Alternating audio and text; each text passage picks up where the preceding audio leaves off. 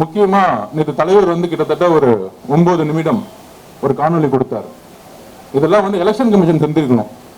4ஆம் தேதி அனௌன்ஸ் பண்ணும்போது ஏதோ ஒரு விளம்பரமும் எஸ்ஐஆர்னா என்ன, மக்கள் வந்து ஒவ்வொருத்தவங்க வீட்டில் இருக்கிறோம், எத்தனை விவசாயிகள் வந்து காலையில் 6 மணிக்கு வந்து உள்றதுக்கும் விதை வைக்கிறதுக்கும் இல்லை வந்து அறுவடை பண்றதுக்கும் காலையில் 6 மணிக்கு கிளம்புனாங்கன்னா வரதுக்கு 9 மணி ஆகும். வீட்டில் யாரு இருக்கா? அப்ப யாருமே இன்னைக்கு தமிழ்நாட்டில் வீட்டில் காலையில் 7 மணிக்கு கிளம்புனாங்கன்னா ஒரு சாதாரண ஒரு கூலி தொழிலாகட்டும், விவசாயிகளாகட்டும், ஒரு மீனவர்களாகட்டும், ஒரு வேலை பார்க்கக்கூடிய தோழர்களாகட்டும், எல்லாருமே வீட்டு காலையில் கிளம்புனா வரதுக்கு நைட் ஆகும். காலையில பழைய சாதம் சாப்பிட்டுட்டு மத்தியானம் வந்து ஒரு பழைய சோதை கையில் எடுத்துட்டு வந்துட்டாருன்னா நைட் 9 மணிக்கு தான் வீட்டுக்கு வருவாங்கிற ஒரு அடிப்படை அறிவு கூட தெரியாதா? அப்ப இங்க இருக்கக்கூடிய ஒரு தேர்தல் கமிஷன் எஸ்ஐஆரை கொண்டு வராங்க. இப்பதான் வந்து ஸ்பெஷல் சம்மரி ரிவிஷன் போன வருஷம் தான் முடிச்சாங்க. அதுல எல்லாமே தெளிவா இப்ப வந்து இது என்னுடைய ஐடி, தலைவர் சொன்ன மாதிரி தான் என்னுடைய ஐடி என்கிட்ட இருக்கு, ஆனா இன்னைக்கு செல்லுபடி ஆகாது, இன்னைக்கு இது வேலிடிட்டி கிடையாது, இதை முடிச்சுட்டாங்க. அப்ப நம்ம தலைவர் சொன்ன மாதிரி இன்னைக்கு நம்ம கிட்ட ஓட்டர் ஐடி கிடையாது. அப்ப இந்த ஓட்டர் ஐடி கிடையிலன்னா என்னென்ன பிரச்சனை வரும்? நாளைக்கு என்ன பண்ணுவாங்கன்னா உங்களுக்கு ஓட்டர் ஐடி இல்லை, அதனால ஆதார் செல்லுபடி ஆகாது, உங்களோட பாஸ்போர்ட் எடுக்க முடியாது. அப்ப நம்மளுடைய ஒரு சிட்டிசன்ஷிப் குடிமகனுக்கான கேள்வி இங்கிருந்து எழுப்ப ஆரம்பிக்கிறாங்க. இதுதான் மிகப்பெரிய ஆபத்து. இந்த ஆபத்தை எப்படி நடைமுறைப்படுத்துறாங்க? இதை நடைமுறைப்படுத்தலாம்.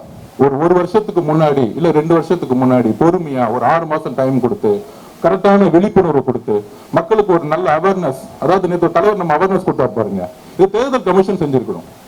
ஒரு கிரிக்கெட்டர்ஸையோ இல்ல நல்ல ஒரு விளம்பரத்தையோ கொண்டு வந்து கொடுத்திருக்கணும். ஆனால் நேற்று தலைவர் நம்மளுடைய தலைவர் கொடுத்த ஒரு காணொளி கிட்டத்தட்ட நேற்று மட்டும் 3 கோடி பேரை ரீச் பண்ணிருக்கு. இதுதான் எங்கள் தலைவர். இப்ப தெரியுதா யாரு மக்களுக்காக உண்மையாக வாய்ஸ் கொடுத்துட்டு இருக்காங்கன்னு?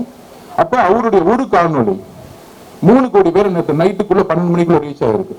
ஒட்டுமொத்த செய்திகளும் இதை நோக்கிதான் சொல்லிட்டு இருக்கு. அப்ப எங்களுடைய வேலை அரசியலை ஓட்டு வாங்குறது மட்டும் இல்ல, ஒரு மிகப்பெரிய ஒரு அவேர்னஸை எங்க தலைவர் கொடுத்துட்டு இருக்காரு. இது எந்த தலைவரும் செய்யல. இது வரைக்கும் நான் சேலஞ்சா சொல்றேன், எங்க தலைவர் இந்தியாவில் எந்த தலைவரும் செய்யல. அப்ப இன்னைக்கு அவேர்னஸ்ல நம்ம எதை நோக்கி நம்ம போனோம்? உறுதியாக இன்னைக்கு வரைக்கும் சுப்ரீம் கோர்ட்ல எஸ்ஐஆருக்கு ஸ்டே கிடையாது. நம்ம உண்மையான வெளிப்படையான ஒரு எலெக்ஷன் நடந்தால் நம்ம தான் மிக அறுதி 1967 77 அப்புறம் நம்ம தலைவர் தனிப்பட்ட முறையில் முதலமைச்சர் ஆவார். இது உறுதி, இதுல எந்த விதமான சந்தேகமும் கிடையாது.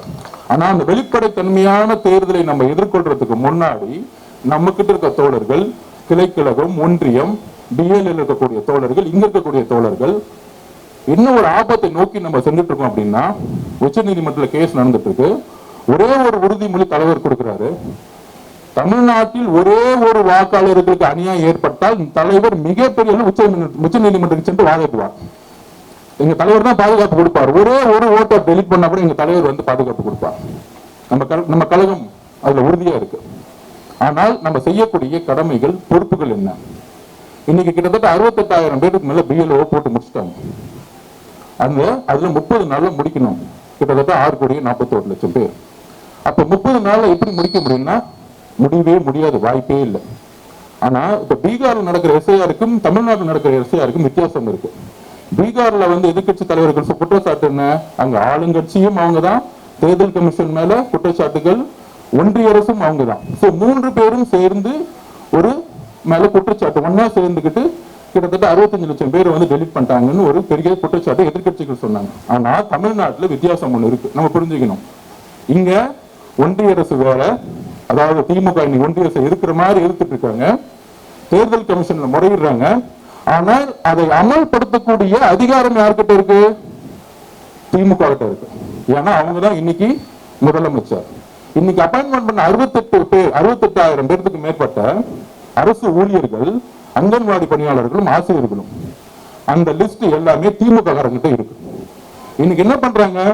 பிஎல்ஓ உறுப்பினர்களோட சேர்ந்து, ஏன்னா பாவம் அவங்க என்ன பண்ணுவாங்க, ஒரு அரசு ஊழியர்கள், ஒரு அங்கன்வாடி பணியாளர்களும் ஆசிரியர்களும், ஒரு குறைந்தபட்ச ஊழியர், இன்னைக்கு வரைக்கும் அரசு ஊழியர்களுக்கு ஓய்வு திட்டத்துல வந்து எந்த வேலையும் செய்யல, அவங்களுக்கு எந்த பணி செய்யல, ஒட்டுமொத்த அரசு ஊழியர் நேற்று கூட வந்து அறிக்கை கொடுத்துட்டு இருக்காங்க, கடுமையா எதிர்ப்பு தெரிவித்தாங்க. ஆனா திமுக என்ன செய்யுது அப்படின்னா, இந்த 68,000 பேரோட சில பேர், அதாவது ஒரு பூத்துல 350 குடும்பம் இருக்குன்னா இந்த கிளை கழகத்தில் இருக்கவங்களும் வார்டுல இருக்கவங்களும் இந்த பிஎல் இருக்கவங்களும் இந்த அப்ளிகேஷன் எடுத்துட்டு இது நான் ஒரே ஒரு கோரிக்கை, ஒட்டுமொத்த எதிர்கட்சிகளும் இது வந்து அணித்தரணும். இது ஏதோ தமிழக வெற்றி கழகம் மட்டும் ஆர்ப்பாட்டம் இல்லை, எல்லாரும் அணித்தரணும். ஏன்னா இதுல வந்து திமுக செய்யக்கூடிய தவறுகள் என்னங்கிறது நம்ம புரிஞ்சுக்கணும். பிஎல்ஓவாக திமுக மாறி இருக்கிட்டோம்.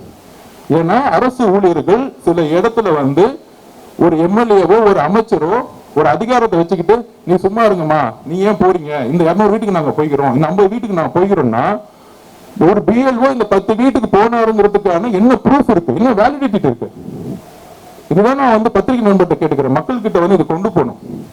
350 குடும்பத்துக்கும் ஒவ்வொரு பூத்துலையும் போயிட்டாங்களான்னு காமிக்கிறதுக்கான என்ன வெரிஃபிகேஷன் எலெக்ஷன் கமிஷனால கொடுக்க முடியும். அப்போ ஒரு ஸ்டேட் கவர்மெண்ட் கொடுக்கக்கூடிய டேட்டாவை தான் எலெக்ஷன் கமிஷன் நம்புறாங்க. அப்பதான் நம்ம சொல்றோம் திமுக ஏன் இங்க உள்ள வருது அப்படின்னா, இதுதான் தேர்தலுக்கு முன்னாடி நம்ம அக்கா சொன்னாங்க பாருங்க, இறந்தவங்க எல்லாம் ஓட்டு போட்டுருவாங்க. அப்போ பிஎல்ஓங்கிறது எலெக்ஷன் கமிஷன் கிடையாது, அதை நம்ம புரிஞ்சுக்கணும். பிஎல்ஓங்கிறது இங்க இருக்கக்கூடிய அரசு ஊழியர்கள். அரசு ஊழியர்களை யார் கண்ட்ரோல் பண்ண பாக்குறாங்க? இங்க இருக்கக்கூடிய திமுக கிளை, ஒன்றியம், எம்எல்ஏ, எம்பிஸ். இதுக்குதான் வந்து 3 மாசத்துக்கு முன்னாடி என்ன பண்ணாங்க, முதலமைச்சர் அனௌன்ஸ் பண்ணாரு, நாங்க வீடு வீடு சொல்றோம் அப்படின்னு ஒரு பிரச்சாரத்தை உருவாக்குனாங்களே, இதுக்குதான். அப்ப நம்ம எந்த அளவுக்கு விழிப்புணர்ச்சியா இருக்கணும் அப்படின்னா, கடுமையாக உச்ச நீதிமன்றத்தில் நம்ம போராடும் இந்த எஸ்ஐஆருக்கு எதிராக, இந்த கண்டனம் ஆர்ப்பாட்டதுக்காக. அதே மாரி இங்க நடத்தப்பட்டால் அப்ப நம்ம இங்க இருக்கக்கூடிய 6,41 லட்சம் ஓட்டர்ஸ், அதுலயும் நேற்று நம்ம தலைவர் சொன்ன மாதிரி நம்ம ஜென்சி 18 வயசுல இருந்து 22, 23 வயசுல இருக்கக்கூடிய எல்லாருமே நம்மளுடைய தலைவருடைய ஃபாலோ பண்றோம். அவங்களுடைய ஓட்டர்ஸை நம்ம தான் உறுதிப்படுத்தணும். அதுக்கான அவேர்னஸ் ப்ரோக்ராம் நம்ம தான் உருவாக்கணும். விழிப்புணர்வு பிரச்சாரங்களை நம்ம உருவாக்கணும். நம்ம கண்டிப்பாக ஜெயிப்போம். மக்களுடைய எழுச்சி, பெண்களுடைய எழுச்சி, இளைஞர்களுடைய எழுச்சி ஃபுல்லா நம்ம கிட்ட இருக்கு. ஆனால் அது ஓட்டாக மாறணும். அதுதான் நம்ம முன்னாடி இருக்கிற மிகப்பெரிய சேலஞ்ச். இது தலைவர் பேசின அந்த 9 நிமிஷம் வீடியோல இதுல என்னென்ன சிக்கல்கள், ஆன்லைன்ல என்னென்ன பிரச்சனை, நம்மளால ஆன்லைன்ல லாகின் பண்ண முடியல, ஒரே போன் நம்பர் இருக்கணுங்கிறாங்க. இந்த சிக்கல்களும் தலைவர் ஆல்ரெடி எல்லாமே பேசிட்டார். அதுக்கடுத்து தலைவர் அவர்கள் வந்து சட்ட ரீதியான நடவடிக்கைகள் அடுத்தடுத்த கட்டத்தில் எடுப்பார். ஆனால் நம்மளுடைய பொறுப்புகள், நம்மளுடைய கடமைகள் சோசியல் மீடியால பேசுறதோட நம்ம கூடிய சீக்கிரத்தில் பொதுச்செயலாளர்கள் அனௌன்ஸ் பண்ணுவார், நம்மளும் வீடு வீடாக நாம் செல்ல வேண்டும். கிளைக்கழகம் முதல் ஊராட்சி ஒன்றிய செயலாளர்கள், ஒன்றியம் முதல் வார்டு கவுன்சிலர் முதல் எல்லோரும் நம்மளும் போய் சொல்லணும். அப்பதான் உண்மை வெளியே வரும். இல்லைன்னா அவங்க மட்டும்தான் வீட்டுக்கு போயிட்டு இருப்பாங்க, அவங்க மட்டும்தான் அப்ளிகேஷன் கொடுப்பாங்க. எந்த அப்ளிகேஷன் சப்மிட் பண்ணப்பட்டதுக்குன்னு ஒரு ப்ரூஃப் வந்து நம்மளால கொடுக்க முடியாத அளவுக்கு கொடுக்கும். கையில கொடுப்பாங்க, நாளைக்கு கொடுக்காம போயிடுவாங்க. ஏன்னா இது ஏன் சொல்றேன்னா, ஒரு சாதாரண விவசாயிகளுக்கோ ஒரு சாதாரண நெசவு தொழிலாளிகளுக்கோ இதுல இருக்க சிக்கல்கள் தெரியாது. மிகப்பெரிய சிக்கல்கள் இந்த அப்ளிகேஷன்லயே சிக்கல்கள் இருக்கு. ஸோ இதுக்காக நம்மளுடைய கட்சி வீட்டுக்கு நம்ம எப்படி வந்து முதல்வர் வேட்பாளர் ஒரு பிரச்சாரத்தை உருவாக்கணுமோ அதே மாதிரி ஒரு பிரச்சாரத்தை நாம் உடனடியாக உருவாக்கணும். வீடு வீடு செல்லணும், அப்ளிகேஷன் கொடுக்கப்பட்டதாங்கிறத பார்க்கணும். பார்த்த பிறகு இதுல கட்சி வித்தியாசமே வேண்டாம். அது திமுகவா இருக்கட்டும், அதிமுகவா இருக்கட்டும், எந்த கட்சி வேணா இருக்கட்டும். ஆனால் நம்மளுடைய தலைவருடைய குறிக்கோள் என்ன தெரியுமா? இந்த எஸ்ஐஆரை பொறுத்த வரைக்கும் நமக்கு ஓட்டு போடுறாங்க, ஓட்டு போடல, தலைவருடைய ஒரு எண்ணம், ஒரு குறிக்கோள் என்ன, தமிழகத்தில் இருக்கக்கூடிய எல்லா மக்களும் 6,41 லட்சம் மற்றும் புதிய வாக்காளர்களுக்கு வாக்காளர் அட்டை கிடைக்க வேண்டும். இதுதான் தலைவருடைய குறிக்கோள்.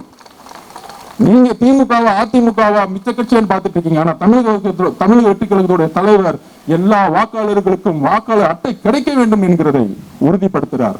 இது ஒரு அடிப்படை உரிமை. இது ஒரு அரசியலமைப்புடைய கான்ஸ்டிடியூஷன் ரைட்ஸ். ஆர்டிகல் 326 நம்மளுடைய ரைட்ஸை கொடுக்குது. சுப்ரீம் கோர்ட்ல வந்து விவாதம் நடந்துட்டு இருக்கும்போது இது வந்து ஒரு அடிப்படை உரிமைன்னு சொல்லும் போது இல்ல இது ஃபண்டமெண்டல் ரைட் இல்லைன்னு சொன்னாங்க. இல்ல, இது ஒரு ஃபண்டமெண்டல் ரைட்ஸ். எப்படி? ஆர்டிகல் 326 சொல்லுது நமக்கு இது வந்து ஒரு கான்ஸ்டிடியூஷன் ரைட்ஸ். 18 வயது நிரம்பியவர்கள் ஓட்டு போட முடியும். அப்படி ஓட்டு போட்டாதான் fundamental rights 19(1)A freedom of speech and expression. உங்களால் பேசவும் நீங்கள் ஒரு தலைவரை உறுதியாக முடிவெடுக்கக்கூடிய அதிகாரம் உங்களுக்கு இருக்கு. அப்ப நம்மளுடைய அரசியலமைப்போட அதிகாரம் கொடுக்கறத நம்ம ஃபாலோ பண்ணாதான் நம்மளுடைய ஃபண்டமெண்டல் ரைட்ஸை நம்மளால காப்பாற்ற முடியும். தோழர்களே, இதுலக்குள்ள சிக்கல்களை நாம் புரிந்து கொள்ள வேண்டும். இன்னும் வந்து 4 நாள் தான், இன்னும் அடுத்த மாசம் டைம் கொடுத்துருக்காங்க. அதுக்குள்ள நம்ம வந்து கோர்ட்டுக்கு போலாம். ஆனால் நாம் ஒவ்வொருவராக இளைஞர்கள், ஜென்சி, இங்க இருக்கக்கூடிய மக்கள்கள், இங்க இருக்கக்கூடிய பெண்கள் எல்லோரும் நம்ம ஒவ்வொருத்தரும் வீட்டுக்கு போய் ஆகணும். அதுல வெரிஃபை பண்ணி 6,41,00,000 பிளஸ் இருக்க புதிய வாக்காளர்களும் நாம் இந்த வாக்காளர் அட்டையை வாங்கி கொடுக்க வேண்டிய பொறுப்பும் நம்ம கிட்ட இருக்கு. அந்த பொறுப்பை செய்வோம். இந்த பொறுப்பை செஞ்சுட்டாலே தலைவர் அவர்கள் இயற்கையாக முதலமைச்சர் ஆயிடுவார். இதை நாம் உறுதிப்படுத்துவோம்.